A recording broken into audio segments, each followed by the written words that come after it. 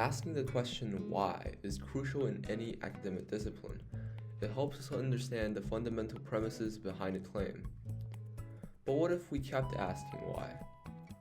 Eventually, we reach a point where claims cannot be justified by anything further down anymore. They just seem intuitive to us. These are what we call first principles. Every field of knowledge has a first principle, a foundational premise that underpins all other knowledge. For science, it's the scientific method. For a certain sport, it's the rules of the game. But what is the first principle of everything?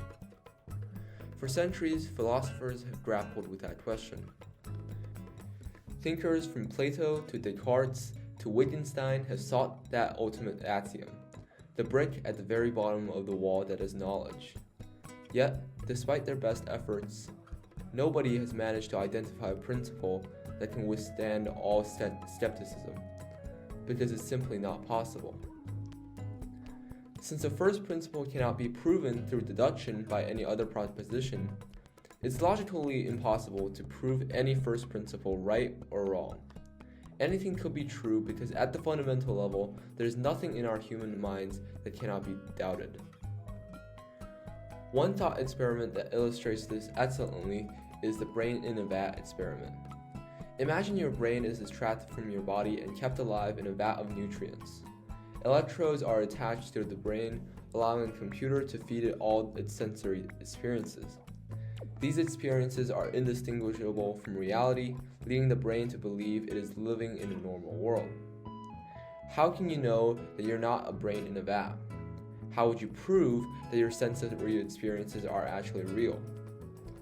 This is what we call a skeptical hypothesis, something that we know is probably not true, but there's no way to prove wrong, because it tackles the very bottom of our consciousness. If nothing can be proved right or wrong, then what is the purpose of philosophy anymore? Thousands of years of thinking on the truth of the very fundamental questions of our world, yet there's no solution at all? Modern philosophers have shifted from the question, what is true, to what makes something true. Philosophers like Hegel have examined the history of ideas, emphasizing on the synthesis of opposing ideas to create progress.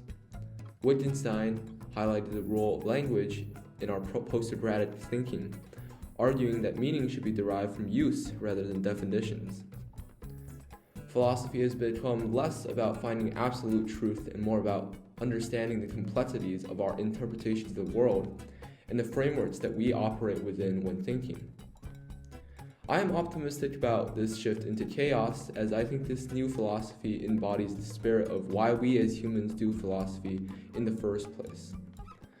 By never stopping to doubt the beliefs that we take for granted, we can truly explore deep into how we as humans really operate. Thank you.